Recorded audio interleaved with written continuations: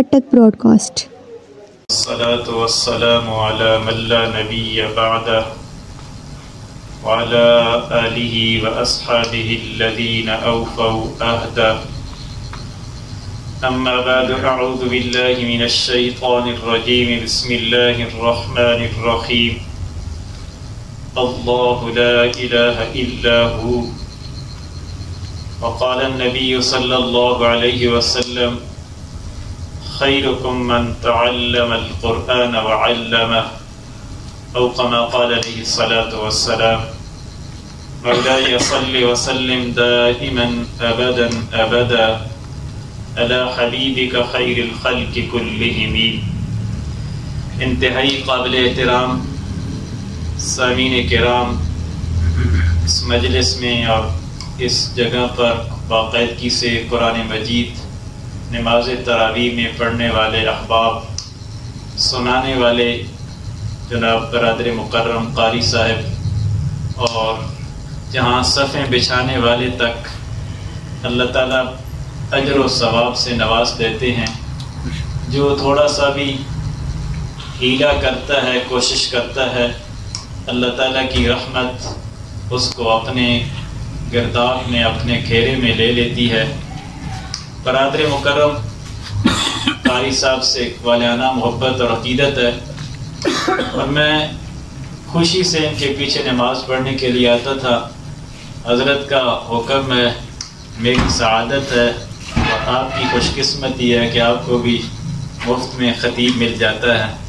تو یہ محض اللہ تعالیٰ کا فضل و کرم اور محض اللہ تعالیٰ کا انعام باری تعالیٰ ہے۔ قرآن مجید اللہ تعالیٰ کی لا ریب، لا شک اور بے عیب کتاب ہے۔ ساری کتابیں تورات، انجیل اور زبور یہ اللہ تعالیٰ نے نازل فرمائی ہیں، اور یہ مقدس کتابیں تھیں، ان کو بھی ہدی للناس اور فرقان کہا گیا ہے۔ لیکن ان کتابوں کو یہ اعزاز حاصل نہیں کہ قیامت تک باقی رہ کر ہدایت کا سراپا ہدایت کی روشنی اور نورانیت پھیلانے والی یہ واحد کتاب ہے۔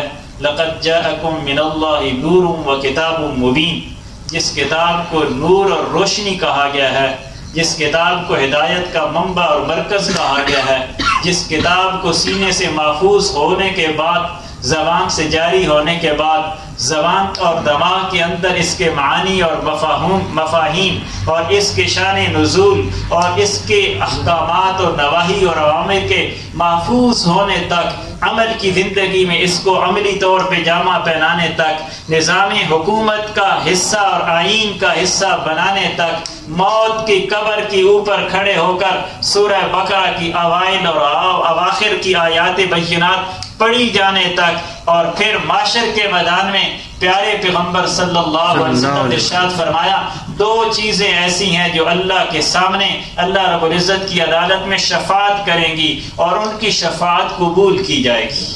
سبحان اللہ۔ شفاعت ہوگی، من ذا الذی یشفع عندہ الا باذنہ، شفاعت ہوگی پر اس کی اجازت کے بعد ہوگی۔ کن کی ہوگی؟ جن کی شفاعت پہ وہ راضی ہوگا۔ کون کریں گے؟ جن کی شفاعت پہ اللہ راضی ہوگا۔ تو علماء لکھتے ہیں جن دونوں کا عقیدہ یکساں ہوگا، مومن شفاعت کرنے والا بھی مومن ہوگا، اور جس کی شفاعت ہوگی وہ بھی مومن ہوگا۔ اس کے اعمال میں کچھ اتار چڑھاؤ ہوگا، کمی ہوگی، اس کمی کی بنا پہ یہ شفیع شفاعت کریں گے، اور ان کی سفارش سے اس کا بیڑا پار ہو جائے گا۔ سبحان اللہ۔ تو یہ انبیاء ہوں گے، اور انبیاء میں امام الانبیاء ہوں گے، وہ علماء ہوں گے، وہ شہداء ہوں گے، وہ حفاظ ہوں گے، وہ چھوٹے بچے ہوں گے، اور یہ تو وہ ہوں گے جو ایمان والے ہوں گے۔ مومن بھی وہ چیز ہوگی جس کے اوپر ایمان لایا گیا، تو وہ مومن بھی شفاعت کرے گی، وہ قرآن ہوگا، وہ روزہ ہوگا۔ تو قرآن کیا کہے گا؟ اللہ جی اس نے مجھے رات کو تراویح میں پڑھا تھا، تہجد کے وقت اٹھ کر اقم الصلاۃ طرفی النہار وزلفا من اللیل ان الحسنات یذہبن السیئات۔ تو اللہ سے کیا کہتے ہیں؟ اقم الصلاۃ طرفی النہار وزلفا من اللیل، رات دن کے کناروں میں اور رات کی گھڑیوں میں کھڑے ہو کر نماز پڑھیے. ان قرآن الفجر کان مشہودا، صبح کے وقت میں قرآن کی تلاوت کیجیے. اس وقت فرشتے قرآن کی قرات و تلاوت سننے کے لیے حاضر ہوتے ہیں. سبحان اللہ. قرآن کیا کہے گا؟ اس نے مجھے تہجد میں پڑھا تھا، اس نے مجھے کھول کے پڑھا تھا، اس نے میرا ترجمہ دیکھا تھا، اس نے مجھے سمجھا تھا، اس نے مجھے تراویح میں پڑھا تھا. یہ تھکا ہوا تھا، یہ مزدور تھا، یہ پیشہ ور تھا، یہ بیچارہ کام کر کے آیا تھا، اس کے پاؤں اور ٹانگیں تھکی ہوئی تھیں، پر اس نے میری عظمت کو جانتے ہوئے مجھے سنا تھا. سبحان اللہ. آج میری شفاعت اس کے حق میں یہ ہے کہ اسے جنت میں داخل کر دیا جائے. تو اللہ تعالیٰ فرمائیں گے ٹھیک ہے، قرآن مجید تو میری کتاب ہے، مجھ سے نکلی ہے، میرے جیسے میں ازلی ہوں، ہمیشہ سے ہوں، ہمیشہ تک رہوں گا.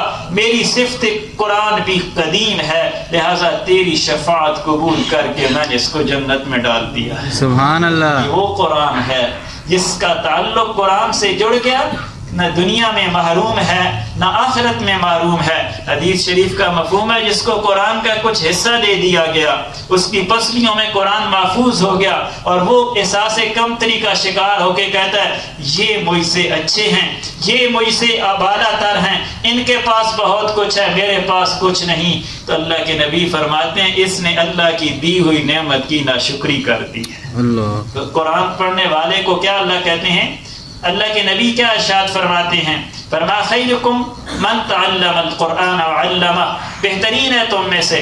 دنیا کے اعزاز، پروٹوکول اور دنیا کے یہ جو اعزازات ہیں ان کی آخرت کے حساب سے کوئی حیثیت نہیں. آخرت کے حساب سے اس کی حیثیت ہے جس کے سینے میں قرآن ہے. اللہ کے نبی کیا فرماتے ہیں؟ خیرکم، تم میں سے بہترین ہے وہ شخص من تعلم القرآن وعلمہ، جس نے قرآن سیکھا اور پھر قرآن سکھایا. جس نے قرآن سیکھا اور پھر قرآن سکھایا. وہ کیا ہے؟ خیرکم، بہترین ہے.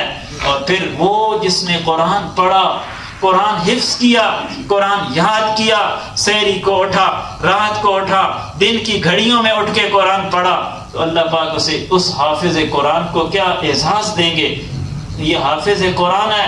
اقرا، پڑھیے قرآن، ورتل، ٹھہر ٹھہر کر پڑھیے. قرآن پڑھنے کا حکم کیا ہے؟ ورتل القرآن ترتیلا. ہم قرآن اپنی زبان میں اس کو ڈھال کے پڑھتے ہیں.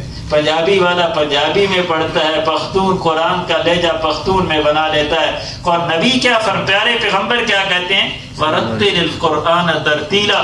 قرآن ٹھہر ٹھہر کے پڑھیے. کس لہجے میں پڑھیے؟ عرب کے لہجے میں پڑھیے، عرب کے طریقے میں پڑھیے. تو اس لیے قرآن کا لہجہ وہ معتبر ہے جو حرمین شریفین میں پڑھا جاتا ہے. اس لہجے میں قرآن پڑھنا، اس انداز میں قرآن پڑھنا، ٹھہر ٹھہر کر قرآن پڑھنا دنیا میں حکم ہے. تو حافظ صاحب کو کیا اللہ تعالیٰ کریں گے؟ اقرا، پڑھیے. اللہ کو کہیں گے مجھے قرآن سنائیے. اب کوئی کہہ دے بچے آؤ مجھے قرآن سناؤ، جہاں آ کے تلاوت کرو، تو اس کا ایک اعزاز ہوتا ہے کہ میں نے اتنی بڑی مجلس میں میں نے تلاوت کی ہے. ملک کی عالمی سطح پہ مجھے اعزاز حاصل ہوا ہے تلاوت میں. یہ کائنات کی عالمی وہ محفل ہوگی جس قیامت کا منظر برپا ہوگا. اللہ کہیں گے اقرا، پڑھیے. ورتل، وہ کیا کہ یہ ٹھہر ٹھہر کر پڑھیے. کما ترتل فی الدنیا، جیسے دنیا میں تو مزے لے لے کے پڑھا کرتا تھا. انعام والی آیات پہ تو اللہ سے انعام اور رحمت کا سائل ہوا کرتا تھا، اور عذاب والی آیات پہ تیرے آنکھوں سے آنسو جاری ہوا کرتے تھے. اور ہوگا نا جس نے قرآن پڑھا بھی اور سمجھا بھی تو سمجھے گا قرآن کیا کہتا ہے، خوشخبری دے رہا ہے، تو خوشی سے اللہ سے دعا کرے گا. اور جب قرآن ڈرا رہا ہے، دھمکی دے رہا ہے، زجر دے رہا ہے، قیامت کے ہولناکیوں سے ڈرا رہا ہے، جہنم کی ہولناکیوں سے ڈرا رہا ہے، آنکھوں سے آنسو بہہ پڑے ہیں. اور فرمایا ورتقی، اور کیا کہ یہ چڑھ جائیے سیڑھیوں پر. تو قرآن مجید کی کتنی آیتیں ہیں؟ 6666 مشہور قول کے مطابق. تو اس کے زینے کتنے ہوں گے سیڑھیوں کے؟ 6666. ہر آیت پر ایک درجہ اوپر، ایک درجہ اوپر، ایک درجہ اوپر. اتنا اونچا ہو جائے گا اس کا محل اور اس کی رہنے کی جگہ جس نے قرآن کو حفظ کیا، اس کو محفوظ کیا اور اس پہ اپنی زندگی گزاری. سبحان اللہ. قرآن بچہ ایسے نہیں پڑھ لیتا کہ خود ہی جا کے پڑھ لے. اس پہ کئی محرک حرکت میں آتے ہیں، تب قرآن حفظ ہوتا ہے، تب درسگاہ کا انعقاد ہوتا ہے، تب قرآن پڑھنے والا لہجہ اپناتا ہے اور اس کی منزل پختہ ہوتی ہے، اس کا جھجک اترتی ہے۔ تو اس میں والدین کا کلیدی کردار ہوتا ہے۔ والدین بچے کو سارے ماحول سے کاٹ کر اس قرآن والی لین پہ لگاتے ہیں۔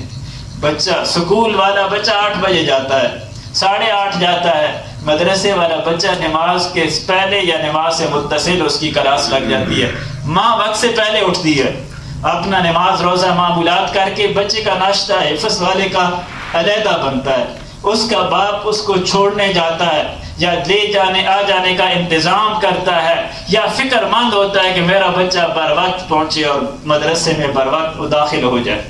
تو یہ قربانی ہے نا، انہوں نے قربانی کی۔ اللہ کیا قربانی کے کہتے ہیں؟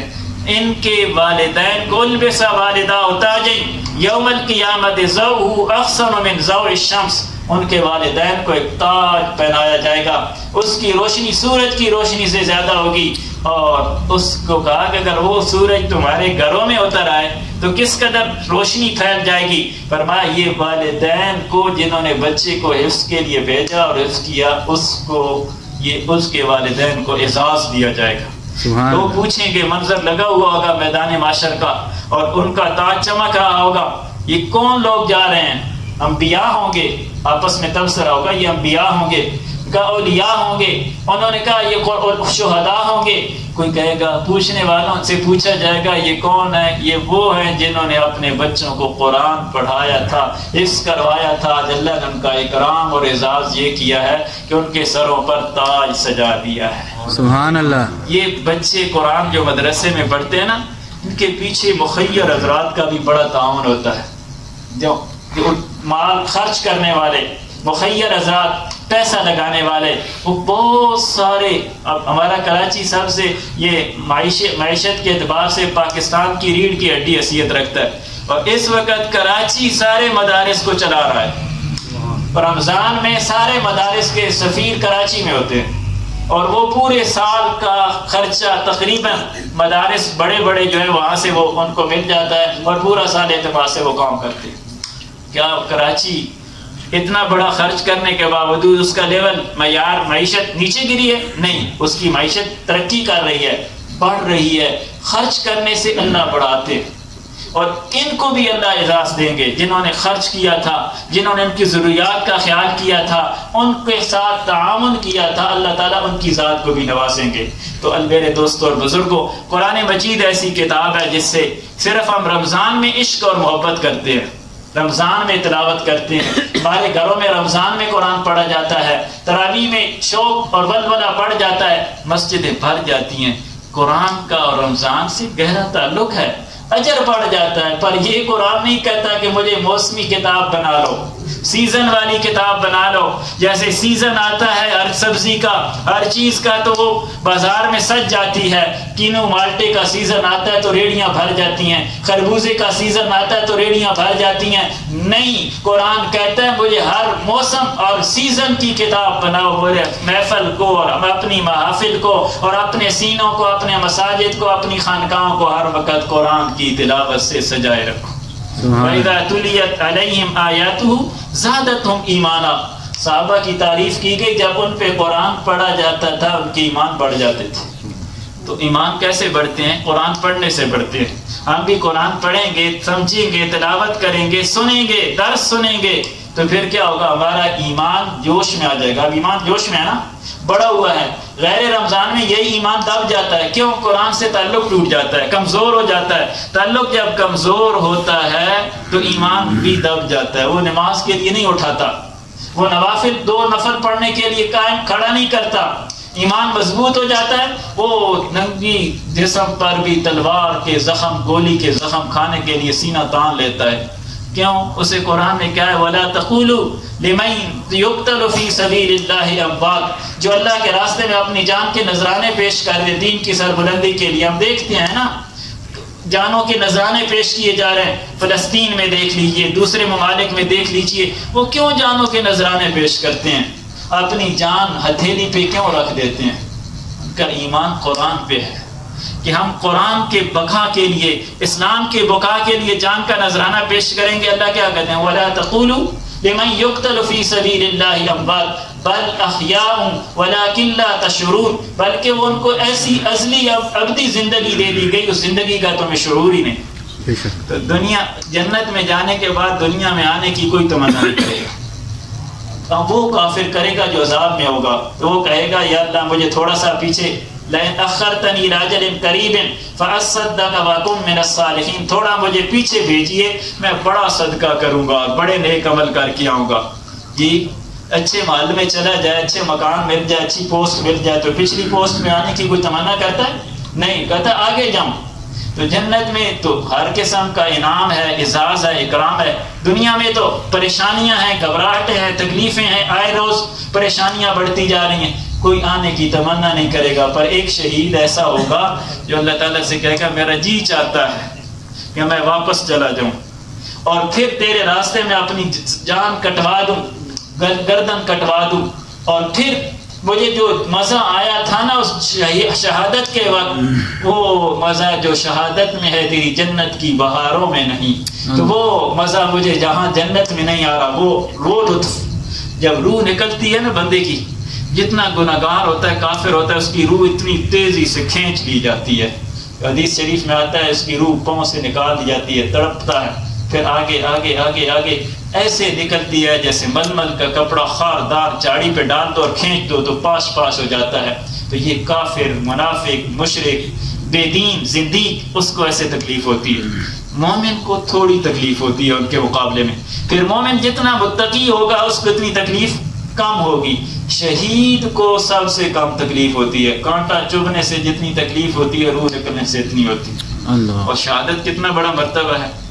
اللہ کے نبی نے فرمایا لَوَدِدتُّ نَفْسِي أَنْ أُقْتَلَ فِي سَبِيلِ اللَّهِ ثُمَّ أُحْيَا ثُمَّ أُقْتَلَ، اللہ کے ذات کی قسم جس کے قبضہ قدرت میں میری جان ہے، میرا جی چاہتا ہے کہ میں اللہ کے راستے میں شہید کیا جاؤں، پھر زندہ کیا جاؤں، پھر شہید کیا جاؤں، پھر زندہ کیا جاؤں، پھر شہید کیا جاؤں۔ یہ اللہ کے نبی کی تمنا اور آرزو تھی، اللہ نے وہ بھی پوری کر دی۔ وہ زہر کھلایا تھا نا ایک یہودی عورت نے، تو آپ کے وصال کے وقت اس کا اثر ظاہر ہوا۔ اللہ نے کہا میرے نبی ہم نے آپ کو شہادت بھی دے دی، نبوت بھی دے دی، ختم نبوت بھی دے دی، اعزاز بھی دے دیا، نبیوں کا امام بھی بنا دیا، قیامت میں شافی معاشر بھی بنا دیا، حوض کوثر کا ساقی بھی بنا دیا۔ سبحان اللہ۔ ہاں ہم اس نبی کے امتی ہیں، ہم کوئی لاوارث نہیں ہیں۔ ہمارا نبی قیامت کے دن بھی کھڑا ہوگا ہمارے استقبال کے لیے، شفاعت کے لیے التجا اور تمنا آرزوئیں کر رہا ہوگا۔ اللہ کے وہ حدیث شفاعت ہے جس پہ امام بخاری نے اور ساری بڑی کتابوں نے نقل کیا ہے۔ ساری انسانیت پریشان کھڑی ہوگی، اور آدم علیہ السلام کے پاس جائیں گے، نوح علیہ السلام کے پاس جائیں گے، ابراہیم علیہ السلام کے پاس جائیں گے، وہ کہیں گے ہم اس قابل نہیں ہیں، اس بڑے کام کو ہم حل نہیں کروا سکتے، بڑا سفارشی ڈھونڈیے۔ کوئی کام بڑا ہو نا بھاری، کہتے ہیں جی میرے بس میں کام نہیں، تو پیچھے آپ آئیں گے، جناب امت آئے گی، امت کے رؤساء وہ لوگ آئیں گے، ساری انسانیت کے بڑے بڑے، جناب رسول اللہ اللہ کے نبی، ساری کائنات انسانیت بڑی پریشان ہے۔ اللہ تعالیٰ سے آپ سفارش کریں کہ اللہ تعالیٰ حساب کتاب شروع کر دیں۔ تو اللہ کے نبی نے فرمایا میں کھڑا ہو جاؤں گا، کیوں؟ انا لہا، میں کہوں گا اس کام کے لائق میں ہی ہوں، اس منصب اور اس عہدے کے لائق میں ہی ہوں، میں کھڑا ہو جاؤں گا اللہ کے عرش کے سائے اور اس کے پاؤں کے ساتھ میں عرش سجدہ ریز ہو جاؤں گا، میں وہ کلمات سے دعا کروں گا جو اللہ مجھے وہاں ہی سکھائیں گے۔ بعض دفعہ خطیب تیاری کر کے نہیں آتا، اس سے اللہ پاک وہ باتیں کروا دیتے ہیں جو اللہ کو منظور ہوتی ہیں۔ میں آیت الکرسی پہ بولنا چاہتا تھا، اللہ تعالیٰ مجھے اس طرف لا رہے، تو وہ شفاعت پھر میں کروں گا، پھر اللہ کہیں گے یا محمد ارفع راسک، اپنا سر مبارک اٹھائیے، اشفا تو شفا، سل توتا، مانگیے کیا مانگنا چاہتے ہیں، سفارش کیجئے کیا سفارش کرنا چاہتے ہیں۔ تو اللہ کے نبی کہیں گے میں اللہ جی انسانیت پریشان ہے، آپ حساب کتاب شروع کر دیں۔ تو اللہ کہیں گے اچھا میرے پیغمبر ٹھیک ہے، آپ کی سفارش قبول ہے، سفارش تو آپ حساب کتاب کے لیے کوئی پہلا طالب علم اور اسٹوڈنٹ دیں جس کا ہم امتحان لیں اور اس کا حساب کتاب کریں۔ ساری انسانیت اور ساری امت پہ اللہ کے نبی فرمائیں گے میں نظر دوڑاؤں گا، مجھے ابو بکر نظر آئے گا، میں ابو بکر کو پیش کر دوں گا، اللہ جی اے میری امت کا سردار ہے، رئیس ہے، امت کا سب سے بہترین آدمی ہے، آپ اس سے حساب کتاب لیجیے۔ ابو بکر وہ ہے جس کے لیے جنت کے 8 دروازے کھول دیے جائیں گے، اعزاز میں گیٹ ویلکم اس کو ہر دروازے سے کیا جائے گا، خوش آمدید، ابو بکر ادھر سے آئیے، ابو بکر ادھر سے آئیے۔ تو حضرت ابو بکر کا یہ اعزاز ہے، اور بڑا اعزاز کیا ہے، یہ ساری امت ابو بکر کی مقروض ہے۔ اللہ کے نبی نے کیا فرمایا تھا، میں نے سب کے احسانات کا بدلہ دے دیا، پر یہ ابو بکر ہے، اس کے احسانات کا بدلہ اللہ قیامت کے دن دے گا۔ وہ ابو بکر جس نے جان مال تن من دھن اسلام کے لیے لٹا دیا تھا، وہ بہت بڑے تاجر تھے، سرمایہ دار تھے، بہت بڑا ان کا بینک بیلنس تھا، انہوں نے سب کچھ اللہ کے راستے میں خرچ کر دیا، اور لباس بھی ٹاٹ کا پہن لیا اور کانٹے لگا لیے۔ اللہ تو آج اللہ کے نبی نے کیا فرمایا، اللہ پاک کیا کہتے ہیں، وَسَيُجَنَّبُهَا الْأَتْقَى الَّذِي يُؤْتِي مَالَهُ يَتَزَكَّى۔ مفسرین علماء بیٹھے ہیں، یہ سارے کہتے ہیں اس سے ابو بکر مراد ہے، جس نے تزکیہ کے طور پہ سارا کچھ اللہ کے راستے میں خرچ کر دیا، اور اللہ تعالیٰ اسے کہتے ہیں إِلَّا ابْتِغَاءَ وَجْهِ رَبِّهِ الْأَعْلَىٰ۔ یہ کیوں کر رہا ہے مال خرچ، یہ اللہ کی رضا چاہنے کے لیے۔ عزیزان گرامی قدر، قرآن اللہ تعالیٰ کی لا ریب لا شک بے عیب کتاب ہے، اس کا پلہ اور دامن اپنے دامن سے اس کو لگا لیں، سینے سے لگا لیں، تو ہماری دنیا اور آخرت بن جائے گی، عقائد بھی ٹھیک ہوں گے، اعمال بھی ٹھیک ہوں گے، معیشت بھی ٹھیک ہوگی، تجارت بھی ٹھیک ہوگی، زراعت بھی ٹھیک ہوگی، کاروبار بھی ٹھیک ہوگا۔ سارے مسائل کا حل اللہ تعالیٰ کی کتاب قرآن مجید کی تعلیمات میں ہے۔ اس کو ہم اپنے معاشرے میں، اپنی سوسائٹی میں اس کے دروس کا انتظام کریں، اس کو پڑھیں اور سمجھیں، اور پڑھنے سمجھنے کے لیے ہم ایسے لوگوں کا انتخاب کریں جو قرآن پڑھانے کے قابل ہوں، جن کو قرآن سے ایک تعلق ہو، ایک نسبت ہو۔ دنیا میں ہم علاج کرواتے ہیں یا اپنے بچوں کو تعلیم دلوانا چاہتے ہیں، تو ہماری کوشش ہوتی ہے کہ اس شعبے میں جو بندہ مہارت رکھتا ہے اس سے ہم علاج کروائیں۔ آپریشن کروانا ہے تو ہر الو ڈاکٹر سے تو نہیں کرواتے، پوچھتے ہیں، معلومات کرتے ہیں، اپنی وساطت کے مطابق مہنگا سے مہنگا ہسپتال کا یا ڈاکٹر کا ہم انتخاب کرتے ہیں۔ تو قرآن پڑھنے کے لیے بھی ہم اچھے سے اچھے قاری صاحب، اچھے سے اچھے عالم اور اچھے سے اچھے استاد کا انتخاب کریں۔ اللہ رب العزت ہمیں قرآن مجید کی حقیقی روح ہمارے دلوں میں پھونک دے، اور کل قیامت کے دن ہمارے حق میں اس کو شفیع بنائے۔ اللہ تعالیٰ آپ حضرات کا بیٹھنا سننا اپنے دربار عالی میں قبول فرمائے۔ وآخر دعوانا الحمدللہ۔